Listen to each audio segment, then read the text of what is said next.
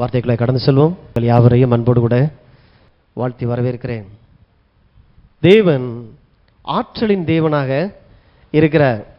இன்னைக்கு பார்த்தீங்கன்னா சில ஆற்றல்கள் சில மனிதர்களிடத்தில் வெளிப்படும் பொழுது பார்க்கும்போது நமக்கே ஒரு பார்க்கும்போது பொறாமையாக இருக்கும். என்னம்மா பேசுகிறாரு, என்னம்மா ஸ்டைல் பண்ணுறாரு, என்னம்மா விளையாடுறாரு, இதெல்லாம் பார்க்கும் பொழுது எங்கேயோ ஒரு இடத்துல நம்மளும் அவங்கள போல் மாறுறதுக்கு ட்ரை பண்ண ஆரம்பிச்சிடும். ஸோ அவங்கள போல் ஸ்டைல் பண்ணி, அவங்கள போல் ட்ரெஸ் பண்ணி, ஸோ அவங்கள போலவே சிரிச்சுக்கிட்டு, அவங்கள போலவே நடந்துக்கிட்டு, இதெல்லாம் என்ன நடக்குதுன்னா எனக்குள்ளே ஒன்றும் இல்லைன்னு காட்டுது. இதெல்லாம் நீங்கள் செய்யும் பொழுது எனக்குள்ளே ஒன்றும் இல்லை, ஆனால் எனக்கு எதிராக இருக்கிற ஆள்கிட்ட நான் விரும்பப்படக்கூடிய அளவுக்கு ஒரு ஆற்றல் அவர் இடத்துல இருக்கிறதுனால ஸோ அவரை போலவே நம்மளும் மாறினா இப்போ அவரை போல நம்மளும் இந்த உலகம் பார்க்க ஆரம்பிச்சிரும் அப்படின்னு சொல்லி நம்ம நம்புகிறோம். அதனால நம்ம என்ன சொல்கிறோம்னா, என்னை அறியாமல் நான் என்ன சொல்லிக்கிறேன், எனக்கு ஒன்றும் இல்லை, என்னை படைச்சவர் எனக்குள்ள ஒன்றுமே வைக்கலைன்றதை நம்ம அதிகமாக நம்ம நம்புகிறோம். நல்லது, உங்களுக்கு எதிராக இருக்கிற அந்த ஆளை பார்த்து அவர் பண்ணுற காரியங்களை பார்த்து நீங்கள் அதை சந்தோஷப்படுறது, அவரை போல் நீங்கள் மாற நினைக்கிறது நல்லது. ஆனாலும் அதை விட பெரிய காரியம் உங்களுக்குள்ளாக ஒன்று இருக்குது. நீங்கள் யாரை பார்த்து அவ்வளோ பெருசாக கண்ணை விரித்து பார்த்தீங்கன்னா சந்தோஷப்படுறீங்களோ, அவர் உங்களை பார்த்து சந்தோஷப்படுகிற காரியங்களை தேவன் உங்களுக்குள்ளாக வைத்திருக்கிறார். தேவன் ஆற்றல்களின் தேவனாக இருக்கிறார். ரொம்ப முக்கியமானது. ஏன்னா இது உங்களுக்குள்ள ஏற்கனவே இருக்கிறது.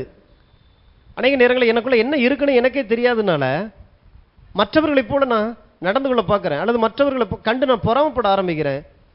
கடவுள் எனக்கு எதையுமே தரல, ஆண்டவர் என்னை கைவிட்டாரு, அல்லது என் பிறப்பே இப்படித்தான், ஏன்னா என் ஜாதி இப்படி, எனக்கு படிப்பு இல்லை, எனக்கு அழகு இல்லை, இந்த அவரை போல நான் இல்லை, இவரை போல இல்லைன்னு சொல்லி நம்மளை நாமளே குறைச்சிக்கிறோம். ஸோ அந்த மாதிரியான சூழ்நிலையிலிருந்து நம்மளை தேவன் விடுதலை ஆக்குகிறார். அந்த செய்தியின் மூலமாக ஆண்டவர் சொல்லுகிறார், இந்த பூமியில் எது எது தேவையோ எல்லாவற்றையும் உருவாக்கும்படி ஆண்டவர் முதல்ல ஆயத்தப்படுகிறார். அவர் ஆயத்தப்படுகிற நேரத்தில் இந்த உலகத்தில் எதுவுமே இல்லை. எதுவுமே இல்லாமல் இருக்கும் பொழுது தேவன் தன்னுடைய ஆற்றலை அவர் நம்பி பூமியை, வானத்தையும் பூமியும் ஆதியிலே தேவன் உண்டாக்கினார். பூமியானது ஒழுங்கின்மையும் வெறுமையும் இருளுமாய் இருக்கிறது. இப்போ பார்த்தீங்கன்னா அவருடைய ஆற்றல் உள்ளுக்குள்ள இருந்து வெளிப்பட ஆரம்பிக்குது. எது எது எங்கெங்கே இருக்கணும் எல்லாவற்றையும் வைக்கிறார். வச்சுட்டு எது எதுக்குள்ளே இருந்து எது எது வரணும்னு சொல்லி அவர் பேச ஆரம்பிக்கிறார். பூமியை பார்த்து பேசுகிறார், மரம் செடி கொடிகள் உண்டாக கடவுது, விலங்குகள் உண்டாக கடவுது. அப்போ பூமி அதை உருவாக்கிற்று. வானத்தை பார்த்து பேசுகிற, சூரிய நட்சத்திரங்கள்லாம் உண்டாக கடவுது. ஸோ வானங்கள் அதை ஆகாயமும் அதை உண்டாக்குனது.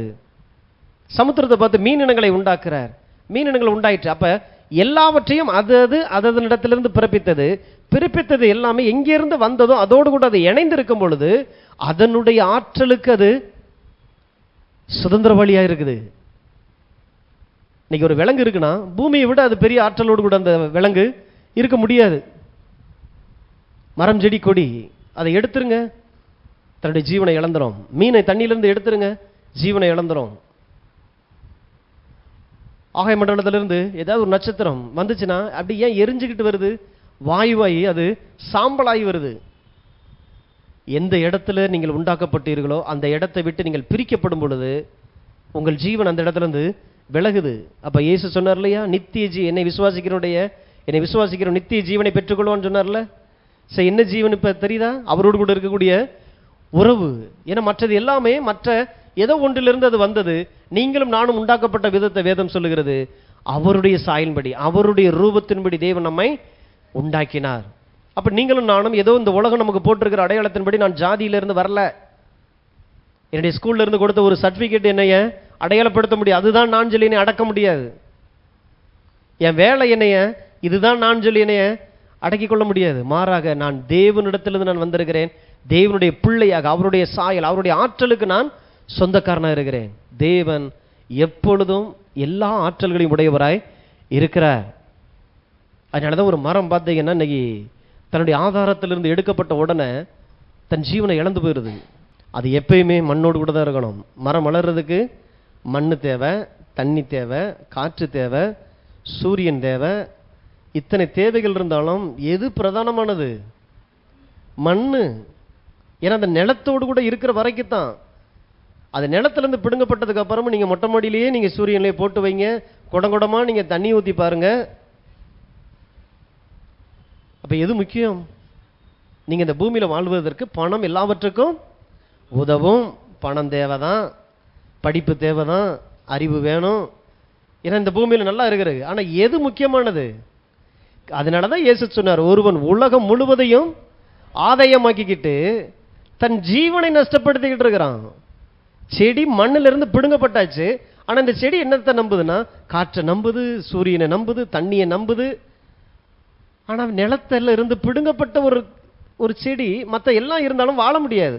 அதைத்தான் இயேசு சொன்னார், ஏன் உறவு இல்லாம உனக்கு புகழ் இருக்கலாம், பேர் இருக்கலாம், பணம் இருக்கலாம், இந்த பூமியில நீ எல்லா வெற்றிகளையும் நீ அடைஞ்சிருக்கலாம், நான் இல்லை அப்படிங்கும் பொழுது உனக்குள்ள ஜீவன் இல்லை. அப்ப இதெல்லாம் சேர்ந்து என்னை அழகா காட்டுதே. கிறிஸ்மஸ் ட்ரீ மாதிரி இருக்கும்,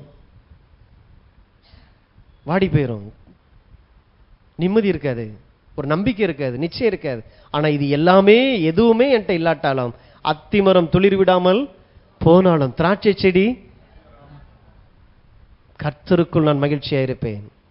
அந்த சந்தோஷம் தான் உங்களுக்குள்ள துளிர்விட வச்சிரும், பலன் கொடுக்க வச்சிரும்.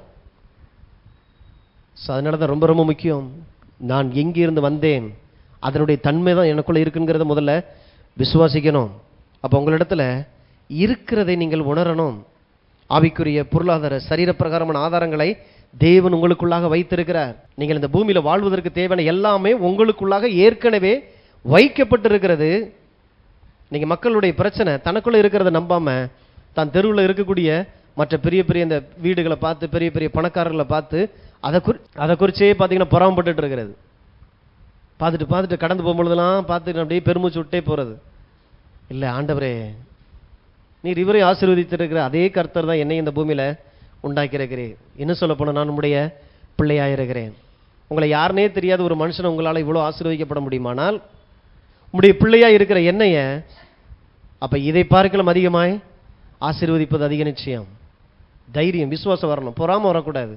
எல்லா ஜனங்களையும் ஆசீர்வதிக்கணும். அப்ப உங்களிடத்துல என்ன இருக்குதுங்கிறத முதல்ல உணரணும். பாருங்க, மற்றவர்களை கண்டு பொறாமப்படுகிற போது நம்ம இடத்துல இருக்கக்கூடியது வெளிப்படுவதற்கு அதுவே தடையா மாறுது.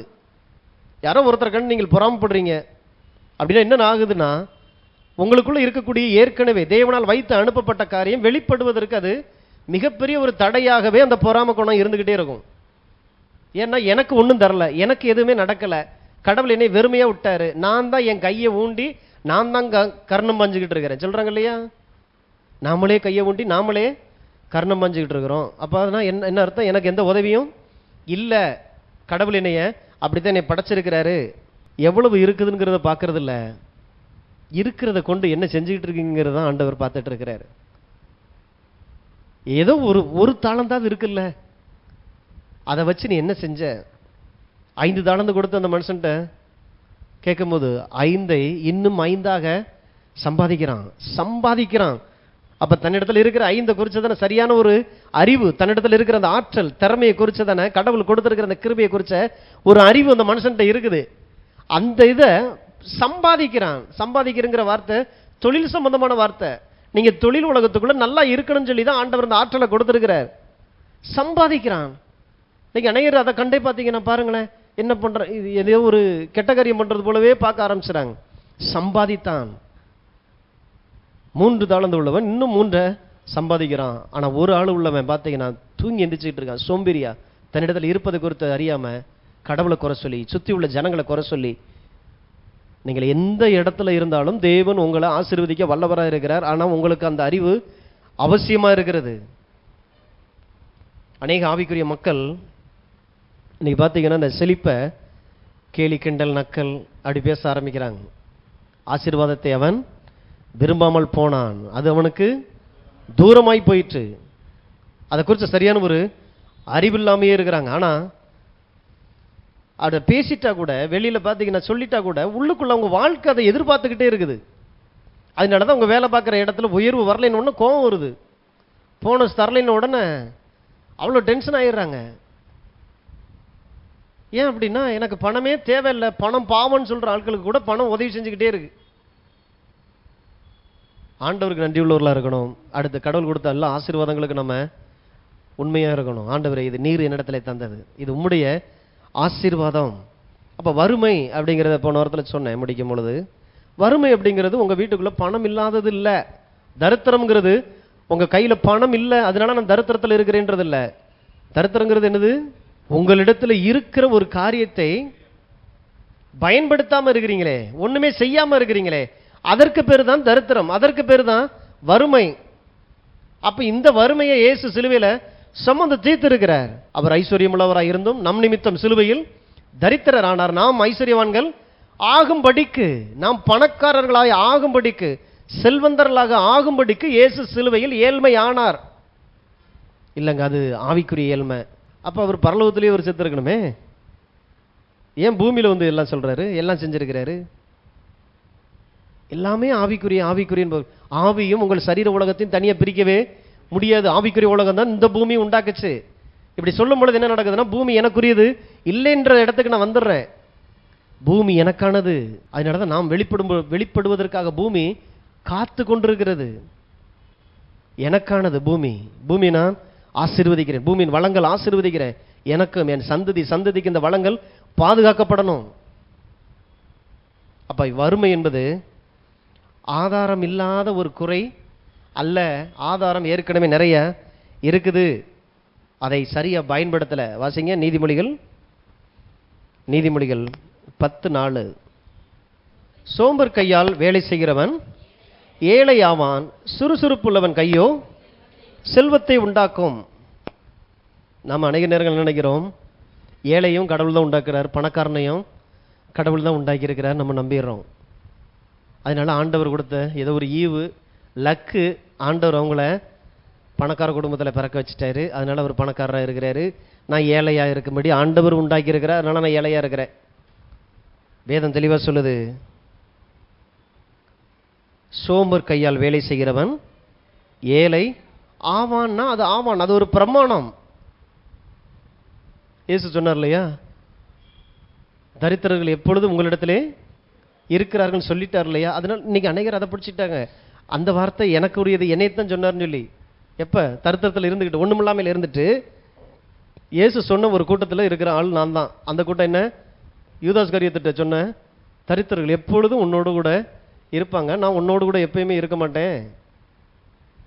அந்த தரித்திரம் நான் தான்றத ரொம்ப நம்புறாங்க.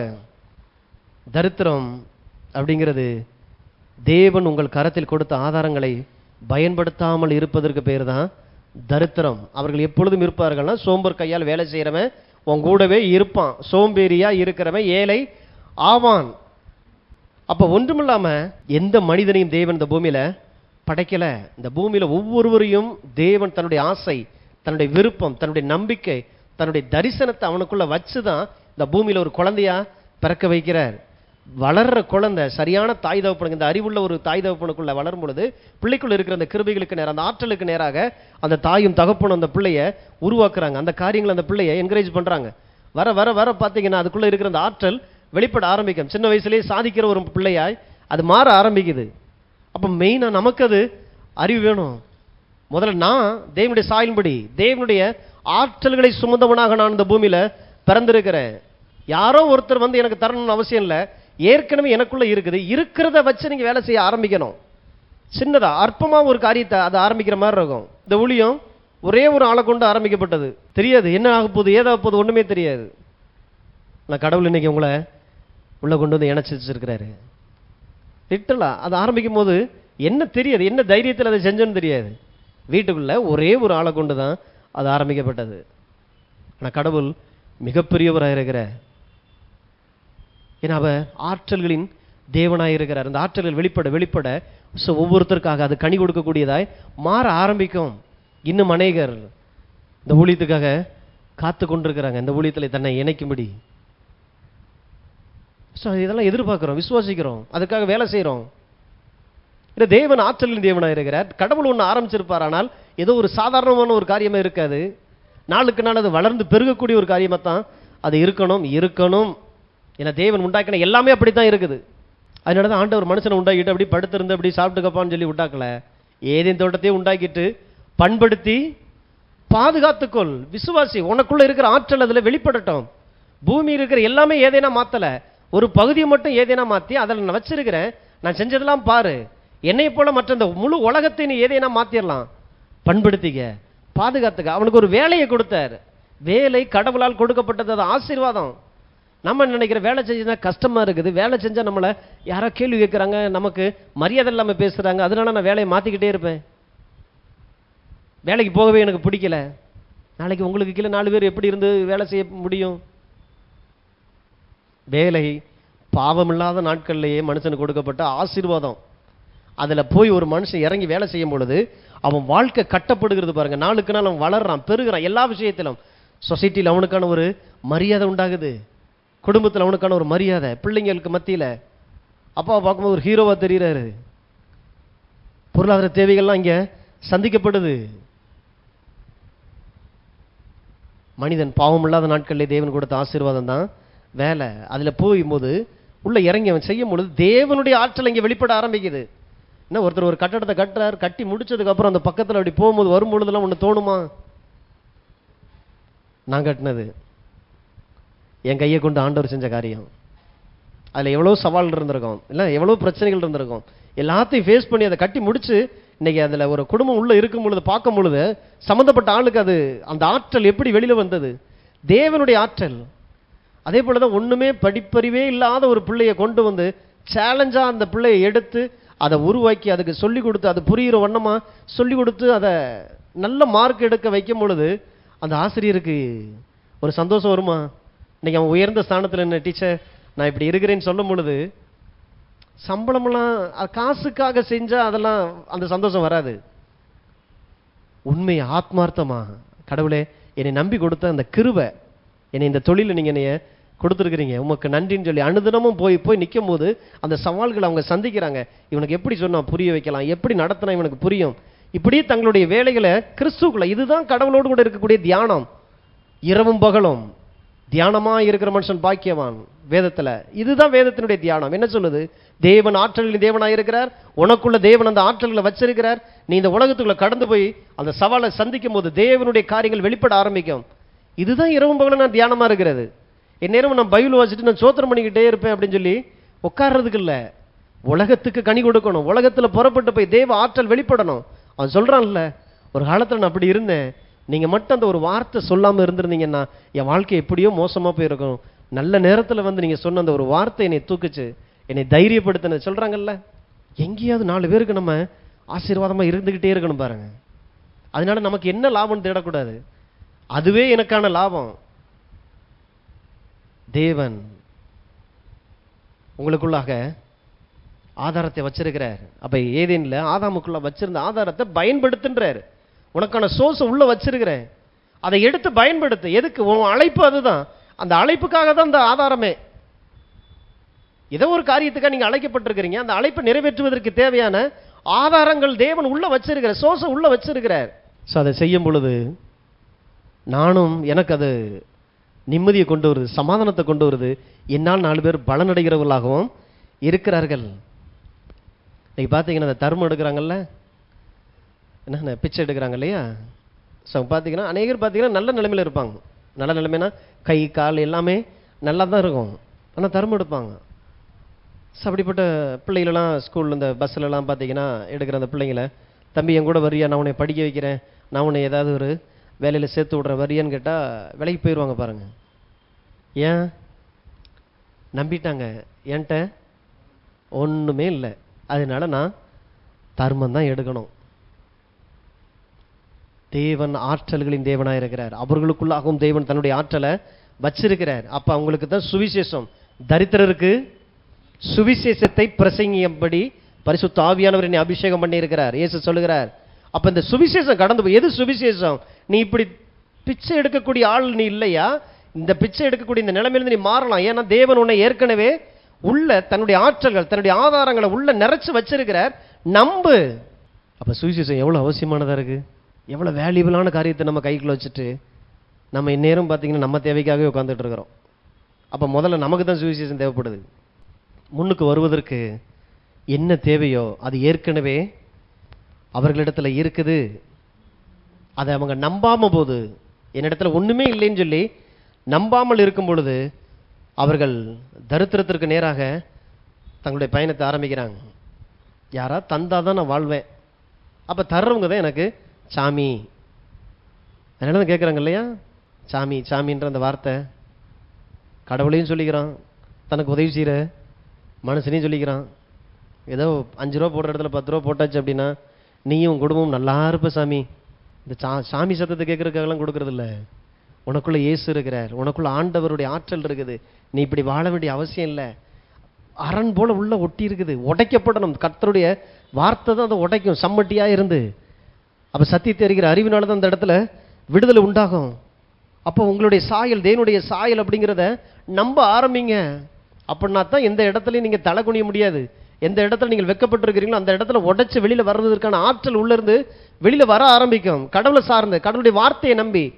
எந்த உறவுகள் அல்ல, நானும் கடவுளும். உறவுகளுக்காக ஆண்டவருக்கு ஸ்தோத்திரம். ஏதோ ஒரு காரணத்துக்காக ஆண்டவர் உறவுகளை கொடுத்துருக்கிறேன், நல்லா வாழ்வதற்கு. ஒருத்தர் சார்ந்து வாழணும், ஆனால் கடவுளை நம்பி தான் வாழணும். அதுக்கு தான் தாய் தகப்பன் உடன்பிறப்புகள் நட்பு எல்லாமே கடவுள் கொடுத்த உறவு. ஆண்டவருக்காக உறவுக்கு ஸ்தோத்திரம். ஆனால் நம்பிக்கையை கடவுள் மேலே வைக்க பழகிறது. ஸோ இப்போ இன்னைக்கு ஒன்றுமே இல்லாத ஒரு பிள்ளையை கொண்டு போய் நீங்கள் ஒரு கடையில் சேர்க்குறீங்க. +2 முடிச்சுட்டான், கொண்டு போய் ஏதோ ஒரு கடையில், ஏதோ ஒரு முடியல, ஏதோ ஒரு மளிகை கடையில் நான் போய் சேர்க்குறேன். முதல்ல அவன் செய்யும் பொழுது அற்பமான ஒரு ஆரம்பத்தை அவன் வாழ்க்கை ஆரம்பிக்குது. ஆனால் கடவுள் எப்படி பார்ப்பார் தெரியுமா? நீங்கள் முதல்ல கொண்டு போய் அவனுக்குள்ளே இருக்கிற அந்த ஆற்றல் வெளிப்படுகிற ஒரு இடத்த உருவாக்க, ஏதோ ஒரு மெக்கானிக்கோ எங்கேயோ ஒரு இடத்துல நீங்கள் கொண்டு போய் ஒரு ஷாப்பில் எங்கேயோ நீங்கள் பிள்ளைகளை விடும் பொழுது கடவுள் எப்படி பார்ப்பார்னா, அவனை 4 கடைக்கு 4 சூப்பர் மார்க்கெட்டுக்கு ஓனர் இப்போ உள்ளே போயிட்டு இருக்கிறாரு. அற்பமான ஒரு ஆரம்பமாக இருக்கலாம், ஆனால் அவனுக்குள்ளே இருக்கிற ஆற்றல் வெளிப்பட ஆரம்பிக்குது. அதனால தான் நம்முடைய பிள்ளைகள் பூமியின் உயர்ந்த ஸ்தானத்திலே ஏறி வர பண்ணுகிற தேவனாகிய கர்த்தர். உங்கள் பிள்ளைகளை குறித்து நீங்கள் ஒரு திட்டம் வச்சிருக்கிறீங்கல்ல, அந்த திட்டம் தேவ திட்டத்துக்கு பக்கத்தில் கூட போக முடியாது. உங்கள் பிள்ளைகளை தேவன் அந்த அளவுக்கு நேசிக்கிறவராக இருக்கிறார். என் பிள்ளைக்காக என்ன செய்வேன், என் பிள்ளைக்காக என்ன செய்வேன், நீங்கள் என்ன செய்ய முடியும்? பலவானாகிய இயேசுவின் கரத்தில் உள்ள அம்புகளாக உங்கள் பிள்ளைகள் பயன்படுத்தப்படுவார்கள். அப்போ இயேசுனுடைய கரத்திற்குள்ள அந்த பிள்ளைகளை ஒப்பு கொடுக்க பழகணும், அர்ப்பணிக்க பழகணும், கடவுளுக்குள்ள நடத்துவதற்கு ஏற்ற காரியங்களை வீடுகள் செய்யணும். அப்போ பிள்ளை சரியான நேரத்தில் அந்த பிள்ளைக்கு என்ன தேவையோ அந்தந்த இடத்துல அந்தந்த நபர்களை கொடுத்து ஆண்டவர் சரியான இடத்துக்குள்ள கொண்டு வந்து அவன் வாலிப பிராயம் வீணாய் போகாதபடி, அவனுக்குள்ள இருக்கிற ஆற்றல் திறமைகளை எந்த பிசாசும் பயன்படுத்த முடியாதபடி கடவுள் சரியான பாதையில் பயன்படுத்துறார் பாதுகாப்பாக. அதனால தான் பிள்ளைகளை கொண்டு வந்து பிரதிஷ்டை பண்ணுறோம். ஆண்டவர் எங்களுக்கு தெரியாது, உங்களுக்காக அர்ப்பணிக்கிற ஆண்டவரே. சரியான காரியங்கள் சரியான நபர்களோடு கூட நட்பு வச்சு அந்த பிள்ளை ஏற்ற காலத்தில் வளர்ந்து வரும் பொழுது இந்த பூமிக்கு அவன் ஆசீர்வாதமாக இருப்பான். இவனை சுமந்த கற்பம் பாக்கியம் முழுதுன்னு சொல்கிற மாதிரி மாறும். உங்களை குறித்த ஒரு சந்தோஷம். நல்லா இருப்பையா, உங்கள் அப்பா அம்மா ரொம்ப நாளைக்கு நல்லா இருக்கணும், ஏன்னா உன்னைய கொடுத்தாங்க இல்லையா. ஸோ உங்களை பார்த்து அப்படி சொல்லக்கூடிய நாட்களா மாறணும். அப்போ தேவன் ஆற்றலின் தேவனாக இருக்கிறார். உங்களுடைய திறன் விதைக்கப்பட்டு அது அப்படி வேறு பற்றி தண்ணீரால் நிரப்பப்பட்டு விசுவாசத்தோடு கூட அதெல்லாம் முளைக்க பண்ணணும். அப்போ முதல்ல என்னிடத்துல ஒன்றும் இல்லை அப்படிங்கிறத முதல்ல சொல்கிறத நிப்பாட்டணும். எப்போ எடுத்தாலும் என்கிட்ட என்னங்க இருக்குது, என் கையில் என்ன இருக்குது, எல்லாம் கடவுள் பார்த்துக்குருவார். யாராவது கொண்டு இன்னைக்கு பாருங்கள், நீங்கள் வேணா வெயிட் பண்ணுங்கள், நான் இங்கேயே உட்காந்துருப்பேன், யாராவது வந்து எனக்கு சோறு தருவாங்க பாருங்கள். சோறு கிடைச்ச உடனே அல்லேலூயா நான் சொன்ன மாதிரி நடந்துருச்சா? நீங்கள் ஏன் அந்த சோறை போடுற ஆளாக இருக்கக்கூடாது? புரியுதுங்களா? எல்லாமே உங்கள்கிட்ட தான் இருக்குது. ஒன்று நீங்கள் உட்காந்து வாங்கி சாப்பிட்லாம், அல்லேலூயா சொல்லிகிட்டே இருக்கலாம். அந்த போடுற ஆள் என்ன பண்ணார்? எங்கேயோ ஒரு இடத்துல போய் விதைக்கிறார். தன்னுடைய ஆற்றலை எங்கேயோ ஒரு இடத்துல போய் அதை ஊண்டி செலவு பண்ணி, தன்னுடைய நேரம் தன்னுடைய திறமைகளை செலவு பண்ணி சம்பாதிச்சு கொண்டு வந்து தனக்கு தன் பிள்ளைய தன் மனைவிக்கு வேண்டியதெல்லாம் எடுத்துட்டு மீதியை கொண்டு வந்து இவ்வளோ செய்கிறாருன்னா, ஒரு பார்சல் வாங்கி கொடுத்தவர் நமக்கு அல்லேலூயா சொல்லிடுறோம். ஆனால் அதுக்கு பின்னாடி இருக்கிற முயற்சி எவ்வளவு பிரயாசம் உள்ள இருக்குது. ஆற்றல் வெளிப்பட ஆரம்பிக்குது. ஓரமாக உட்காந்துருந்துட்டு அவர் கொடுத்துட்டாரு, அல்லேலூயா அல்லேலூயா. தயவு செஞ்சு சொல்லாதீங்க. கொடுக்குற ஆளாக மாறிட்டு அல்லேலூயா ஆண்டவரே, இத்தனை பேரை நான் போஷிக்கக்கூடியவனாக என் தலையை நீர் உயர்த்தினீரே, உமக்கு ஸ்தோத்திரம். அப்போ சொல்லுங்க அல்லேலூயா. அடியேனுக்கு கால்நடையாக தெரிந்து கொண்டிருந்தேன், ஆண்டவர் எனக்கு ஒரு பழைய சைக்கிள் கிடைக்க கிருபை செய்தார், அல்லேலூயா. 10 பேருக்கு நான் புது வண்டி வாங்கி கொடுத்தேன், அல்லேலூயா. இது ரெண்டில் எது உண்மையான அல்லேலூயாவாக இருக்க முடியும்? புரியுதுங்களா? அதைத்தான் ஆண்டவர் அல்லேலூயாவை எடுத்துக்கிறவர். எண்ணங்களை மாற்றணும், சிந்தனைகளை மாற்றணும். அப்போ முதல்ல என்கிட்ட ஒன்றுமே இல்லை அப்படிங்கிறத இடத்துல இருந்து வெளியில் வாங்க. அந்த கட்டு திறக்கப்பட்ட இயேசுவின் நாமத்தினால. ஆண்டவரே, உம்முடைய ஆற்றலுக்கு என்னை சொந்தக்காரலாய் நீ வைத்திருக்கிறீரே, உமக்கு ஸ்தோத்திரம். அப்ப என்னிடத்துல ஏதோ ஒண்ணு இருக்குது. அப்ப இருக்கிறத கொண்டு ஏதோ ஒண்ணு நான் செய்ய ஆரம்பிக்கிறேன். அதுதான் உங்களை செழிப்பாக மாற்றும், இந்த பூமியில சக்சஸ் ஆன ஒரு ஆளாக மாற்றும். அப்ப சோம்பல் கையால் வேலை செய்கிறவன் ஏழை ஆவான். காரணம், தன்னிடத்தில் இருக்கிற ஆதாரங்கள் அவன் பயன்படுத்தல. இருக்கிற அந்த சோர்ஸ் அவனால பயன்படுத்த முடியாம இல்லை, பயன்படுத்த விரும்பல. என்னத்தை போட்டு செஞ்சுக்கிட்டு, வெயில் அடிச்சா வெயில் அடிக்குதுமா, மழை பெஞ்சா மழை பெய்யுதுமா, வீதியிலே சிங்கம் வெளியிலே கொலையுண்பேன் நண்பானான். ஏண்டா வீட்டுக்குள்ளே இருக்கிறியே, கொஞ்சம் வெளியில போய் கொஞ்சம் வேலை இலைக்கு போயிட்டு வாடா அப்படின்னு சொன்னா, தெருவில் சிங்கம் நடந்துட்டு தெரியுது. வெளில போனோம்னாக்க என்னை கொல்றதுக்குன்னே நிறைய பேர் வெயிட் பண்ணிட்டு இருக்கான். சரி, நீ இப்படிப்பட்ட ஆள் உயிரோடு இருந்து என்னத்தை சாதிக்க போற? எதையுமே நான் செய்ய மாட்டேன் சொல்றாங்க இல்லையா? சோத்துக்கு கேடாகவும் பூமிக்கு பாரமாகவும் சோம்பர் கையால் வேலை செய்கிறவன். வெறுக்கணும், அதெல்லாம் இருக்கக்கூடாது. ஆவிக்குரிய காரியத்தில் அதெல்லாம் ஆண்டவர் வெறுக்கிற, அதெல்லாம் ஒரு அசுத்த ஆவி. பாவம் செய்ய மாட்டான், எந்த பாவமும் செய்ய மாட்டான். அதான் சொன்னேன், பாவிகளுக்கு காட்டிலும் மோசமான பாவம் என்ன தெரியுமா? எல்லா பாவத்தை காட்டிலும் மோசமான பாவம் சோம்பேறித்தனம். ஏன்னா பாவி கூட ஒரு பாவத்தை செஞ்சுட்டு ஐயோ நான் பாவம் பண்ணிட்டேன்னு சொல்லி ஒரு குற்ற உணர்வு உள்ள வந்து ஆண்டவர்கிட்ட வந்து மன்னிப்பை கேட்டு இரக்கத்தை பெற்று விடுதலை ஆயிடுறான். ஆனா இந்த சோம்பேறி பாவத்தை செய்யக்கூட அவனுக்கு சோம்பேறித்தனமா இருக்கும். எவ்வளவு டேஞ்சர் தெரியுமா? ஏதாவது ஒன்று செய்யணுமே.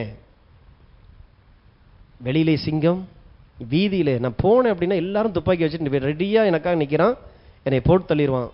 நான் உனக்கு பிள்ளையான வீட்டோட இருக்கட்டுமா அல்லது வெளியில போய் நான் ஜாகட்டுமா, தைரியமா அனுப்பிடுங்க. நம்புங்க, உங்களிடத்துல ஏதோ ஒரு ஆற்றல் ஆண்டவர் வச்சிருக்கிற. நீங்க என்னதான் சொன்னாலும் தேவனுடைய வார்த்தைக்குள்ள இருந்து நீங்க உங்களை காட்டும் பொழுது தேவன் இந்த உலகத்துல இல்லாத ஏதோ ஒரு சிறப்பான ஒரு ஆற்றலை தேவன் உங்களுக்குள்ள வைத்து தான் உங்களை உண்டாக்கி இருக்கிறார். ஏன்னா அவர் தன்னுடைய சாயின்படி தன்னுடைய ரூபத்தின்படி உங்களை உண்டாக்கி இருக்கிறதுனால நீங்கள் எம்டியாகவோ அல்லது ஏதோ ஒரு தவறான காரியத்துக்காகவோ ஆண்டவர் உங்களை பெற்றெடுக்கல. உங்களுடைய சரீரத்தில் ஒவ்வொரு உறுப்புகளும் தன்னுடைய கைரேகையை பதிச்சு ஆண்டவர் செஞ்சாராம், மண்ணினாலே உருவாக்கினார். அப்போ உங்களுக்கு காரம் அவ்வளவு லேசில் சாதாரண காரியத்துக்காக உண்டாக்கப்படலை. உங்கள் கண்ணு காலு எதுவுமே சாதாரண காரியத்துக்காக உண்டாக்கப்படலை. இந்த பூமியில எவ்வளவு பெரிய வேலையை செய்ய வேண்டியதா இருந்தா இப்படி ஒரு படைப்பு ஆண்டவர் எனக்குள்ள உண்டாக்கி இருப்பார். பெதஸ்தா குலத்துக்காரன் மாதிரியே 38 வருஷமா படுத்து கிடக்க முடியும். அதெல்லாம் நிஜமா நடந்தது. 38 வருஷம், வருஷத்துக்கு ஒரு உருட்டு இருந்தா கூட தன் உடம்ப 38 வருஷத்துல போய் குளத்துல விழுந்திருக்க மாட்டான். வாழன்னு விரும்பணும் பாருங்க. சோம்பேறி நினைச்சு பாருங்களேன், அந்த இடத்துல நம்மளா இருந்தா என்ன பண்ணிருப்போம்? ஐயா அந்த இடத்துல வந்ததே நான் தான் ஏன் சீனியரா இருக்கிறேன், என் பொண்டாட்டி பிள்ளைகள்லாம் இங்க கஷ்டத்துல இருக்குதுங்க. கொஞ்சம் இந்த தடவை தூதன் வரும் பொழுது எல்லாரும் நீங்க எல்லாம் கொஞ்சம் எல்லாரும் பலவீனத்துக்கு தான் இருக்கிறீங்க, ஆனாலுக்கு ஒன்றும் இல்லை, என்னை ஒரு எத்தியாவது என்னைய உருட்டியாவது விட்டுருங்க ஐயா, நல்லா இருப்பீங்க. வாழ விரும்பினான். அதனால தான் இயேசு வந்து மற்றவன்ட்ட விசுவாசிக்கிறியான்னு கேட்டார். இவன்ட்ட என்ன கேட்டார் தெரியுமா? சுகமாக புரியுதுங்களா? என்ன பிரச்சனை? நீங்க சக்சஸ் ஆக விரும்புறீங்களா? செழிப்பாக விரும்புறீங்களா? இந்த பூமியில 4 பேருக்கு கனி கொடுக்கக்கூடிய ஒரு வாழ்க்கை வாழ விரும்புறீங்களா? விருப்பம் இருந்துச்சுன்னா அதுக்கேற்ற முயற்சிகள் நீங்க செஞ்சிருப்பீங்க. நான் வர்ற வரைக்கும் நீ வெயிட் பண்ணிருக்க மாட்டேன்றார் ஆண்டவர். 3 வேளைக்கு வீட்டில இருந்து சோறு வந்துருது, உட்காந்துட்டு எல்லாம் ஊர்க்கதை உலக கதையெல்லாம் பேசி என்ன ஃபீல் ரொம்ப நல்லா இருக்குது, படுத்துக்கிட்டே இருக்கலாம். 3 வேளைக்கும் சோறு கிடைக்குது. 38 வருஷம் ஒரு தலைமுறையே போச்சு. நல்ல வேளை இயேசுவை சந்தித்தான். இன்னைக்கு நீங்க சந்திக்கிறீங்க. உங்க வாழ்க்கை எத்தனை வயசாலும் கூட பரவாயில்ல, இன்னைக்கு கூட நீங்க நினைச்சாலும் அந்த ஆற்றலை உங்களுக்குள்ள இருந்து வெளிப்படுத்த முடியும். தேவன் உங்களுக்குள்ளாய் அந்த வல்லமையை உள்ள கொண்டு வர்றார். அதுக்கு தகுந்த சத்தத்தை உங்க காதுகள் கேட்க வைக்கிறார். கடவுள் எனக்கு எதுவுமே தரல, என் பிறப்பே ரொம்ப சாதாரணது, எங்க குடும்பத்தை எங்க வீட்டை வந்து பாருங்க, நாங்க எவ்வளவு ஏழ்மையில இருக்கிறோம் தெரியுமா? அப்ப ஏழ்மை அப்படிங்கிறது எதையுமே இல்லைன்றது இல்ல, எதையும் செய்யாத ஒரு குடும்பம் ஏழ்மையில இருக்குது. கடவுள் கொடுத்த அந்த ஆசீர்வாதங்களை பயன்படுத்தாமல் இருக்குது.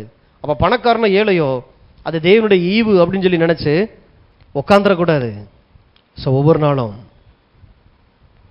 தேவன் உங்களுக்கு கொடுத்துருக்கிற ஆதாரம், அந்த மூளையை கை காலை பயன்படுத்துங்க. அது இயங்குறதுக்கு ஏதோ ஒரு வேலை ஆண்டவர் வச்சிருக்கிறார். அப்ப பாத்தீங்கன்னா அது செய்யும் பொழுது முதல்ல கொஞ்சமா பணம் வந்த மாதிரி இருக்கும், அதை பார்த்த உடனே உள்ளுக்குள்ள ஒரு சந்தோஷம், இன்னும் அதிகமாக முயற்சி செய்ய ஆரம்பிக்கிறோம். அது என்ன ஆகுதுன்னு அவங்கள இன்றைக்கு இருப்பதை பார்க்கலாம் 1000 மடங்கு உங்களை பெருக பண்ணு. அப்போ இன்னைக்கு ஏதோ ஒன்று இருக்கணும்ல, அப்போ இருக்கிறதுக்கு என்ன செய்யணும்? எனக்குள்ள இருக்கிற ஆற்றலை நான் பயன்படுத்தி என் கரத்தில் இருக்கிற ஒரு 100 ரூபாயை பார்க்கும்போது, ஆண்டவரே இன்றைக்கு இருப்பதை பார்க்கலாம் நீ 1000 மடங்கு என்னை பெருக பண்ணுகிற தேவன் சொல்லிட்டு போய் தூங்குறது இல்லை. தூங்கி எழுந்துச்சு அப்படி பார்த்தா ஒரு 100 ரூபா தாளும் 1000 100 ரூபா தாளெல்லாம் மாறாது. என்ன சொல்ல வர்றாரு? இதை சம்பாதிக்கிறதுக்கு நீர் எனக்கு ஒரு கிருபையை தந்தீங்க, ஆற்றலை தந்தீங்களே, இதே போல இதை 1000ஆய் சம்பாதிக்கக்கூடிய அளவுல எனக்குள்ள அந்த கிருபை, அந்த ஆற்றல்களை நீர் எனக்குள்ள இருந்து நீர் தர வல்லவராக இருக்கிறீரே. இது லக்கடிக்கிறது இல்லை. அப்ப உங்களுடைய வெற்றி உங்களிடத்துல என்ன இருக்கிறது அப்படிங்கிறதுல இல்ல, இருப்பதை எந்த அளவுக்கு நீங்கள் பயன்படுத்துகிறீர்கள். எதையுமே அற்பமா துவங்கி இருக்கிறத கொண்டு நீங்க அந்த விஷயத்துல ரொம்ப உண்மையா இருந்து விசுவாசித்து தொடர்ந்து அதுக்காக நீங்க காலத்தை நேரத்தை செலவு செய்ய உழைக்க அந்த இடத்துக்குள்ள இருந்து பார்த்தீங்கன்னா தேவனுடைய கரம் உங்களை தூக்குறது தெரிய வரும் பாருங்க.